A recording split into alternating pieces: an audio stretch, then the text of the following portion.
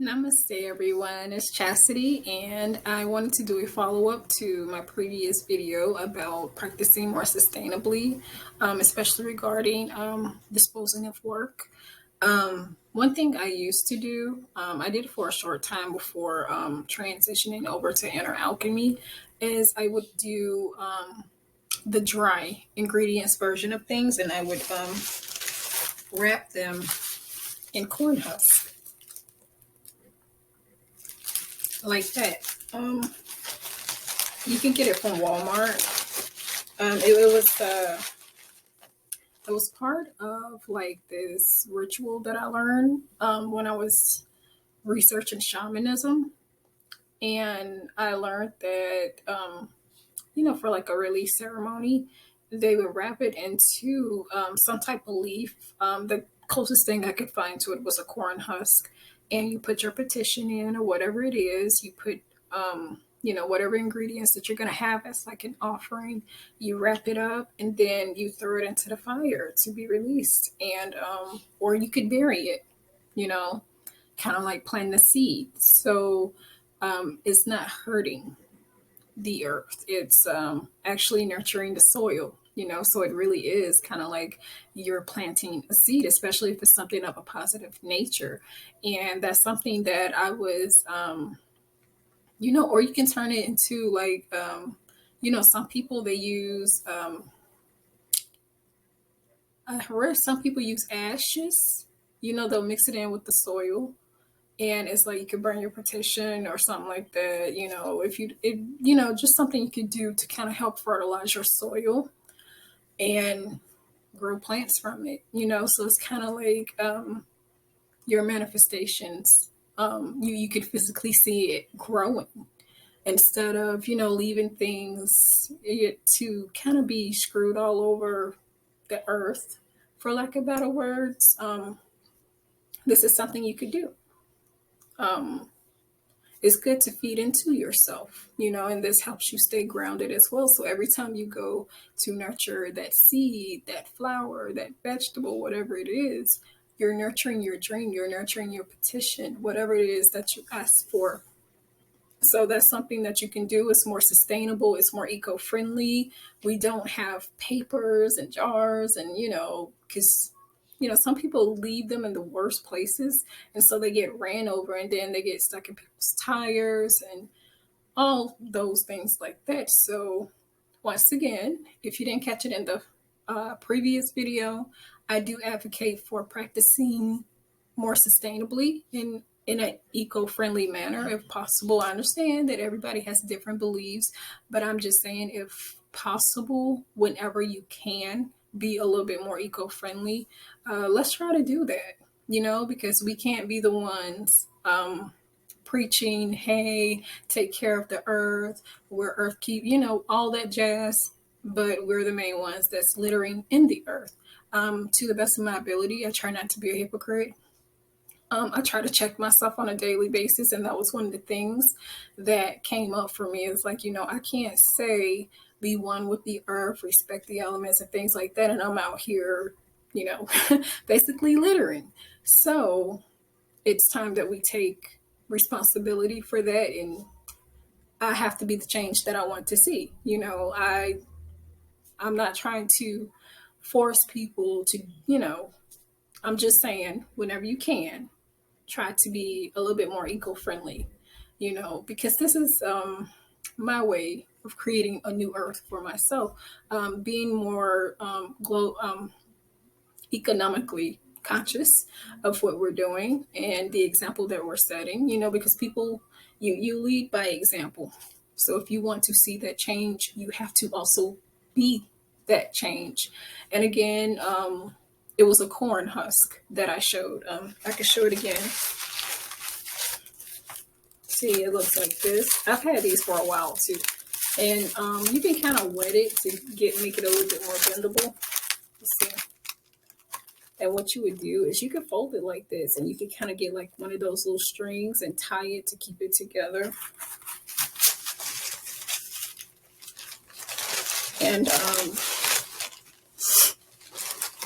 And once you have it all tied, if you want to do some type of releasing ceremony, you could throw it into the fire, you could bury it in the ground. I mean, you could put it in your garden, however you want to do it, because when it breaks down, um, it's just going to nurture, it's going to give nutrients to the soil.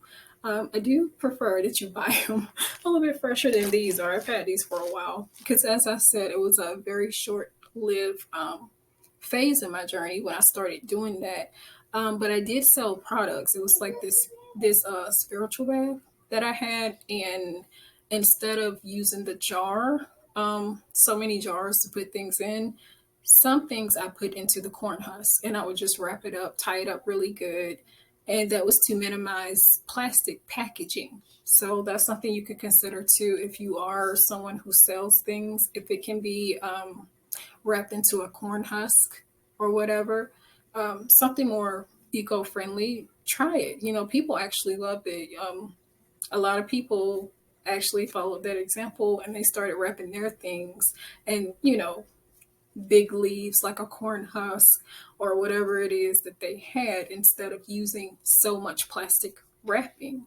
Um, but as I said, this is something that's very important to me. It's something that's very near and dear to my heart because as long as I can remember, since a kid, I never liked littering. It is a huge pet peeve of mine. So when I first started practicing, that was a part of myself that I was at war with. And I was like, I really don't like this because it doesn't feel right. Like, it doesn't feel right.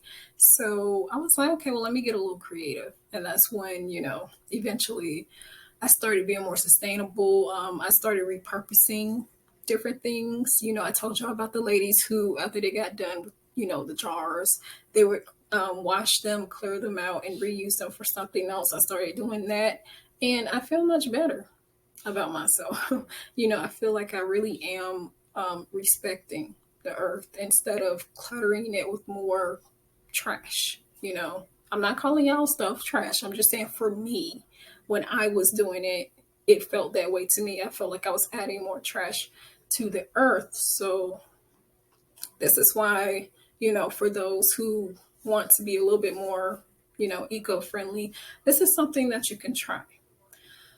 Um, and this is another reason why I do advocate for inner alchemy, because it's cleaner. It's a cleaner way of practicing. It also forces you to rely on you. It does build you up mentally. It builds you up spiritually, emotionally, because when you have nothing else, when literally everything is taken from you, what are you going to do? Are you going to cry about the things that you don't have, or are you going to work with what you have? When you have no choice but to bloom where you are planted, it really does force you to evolve. It forces you to grow, which is why I always will advocate for inner alchemy.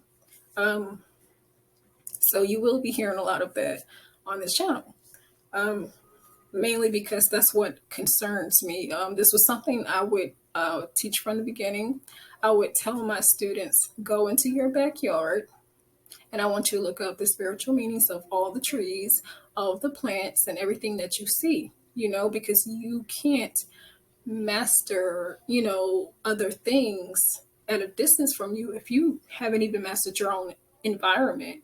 You have to know, it's part of knowing yourself and knowing the environment that you're in. So that's what they would do. Look in your cabinets. What do you have?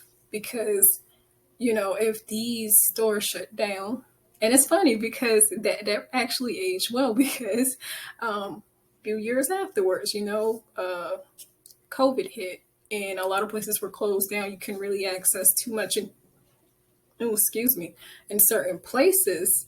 So they had that knowledge of their own environment to work with. They weren't reliant on the stores, I'm sure. So this is why I say things like that, because I didn't know it at the time that all of this was going to happen, lockdowns and quarantines, but it just made sense to me. Like, what if you can't access those type of things? What if the store that you usually order from, what if they run out? What are you going to do? You should always be your own plan A, and those other things should be the plan B. So you have to know how to rely on yourself first. You have to master yourself first. And this is something that was repeatedly a message for me on my journey is when you have nothing or no one else, you are all you have. So you have to invest in your evolution. You have to invest in your personal growth, your personal development. You have to nurture and cultivate yourself because these tools are only as good as you are. They're only as good as you are. So you really do have to invest in yourself. You have to do the work, and this is why I encourage you to, not that you have to fix every single thing about you, because I think people spend so much time trying to heal that they forget to live. And that's not what it's for. It's like these things that are causing blockages in your life, that is causing you to miss out on opportunities, that is hindering you. Those are the things that you need to work through and possibly integrate into yourself, because I know when we hear, about negative voices, you automatically are taught to shut them out. But me, I listen to it because I found one time that the negative voice wasn't actually a negative voice. It was a voice of concern. It's like, I'm not saying that it's not going to work, but what I'm saying is maybe you should consider a different way of looking at it. Maybe you should consider a different perspective. Look at this from a different angle because you've done it that way before. Let's consider a new approach to this thing, so it can possibly work out better. And that's what has helped me grow the most, is learning to hear out what I think is a negative voice, but it turns out to be a voice of concern. You know what I mean? So you have to learn to differentiate between a parasitic voice that's just trying to push you down and your own voice of concern, trying to steer you on your path and keep you on your path. So this is why I do what I do. This is why I started this channel. And I can't wait to see how it grows a year from now.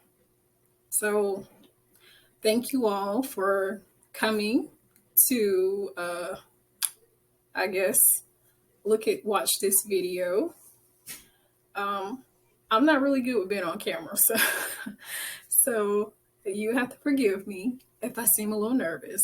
It's been so many years and I'm still getting used to being on camera because I'm used to working behind the scenes or just typing up things.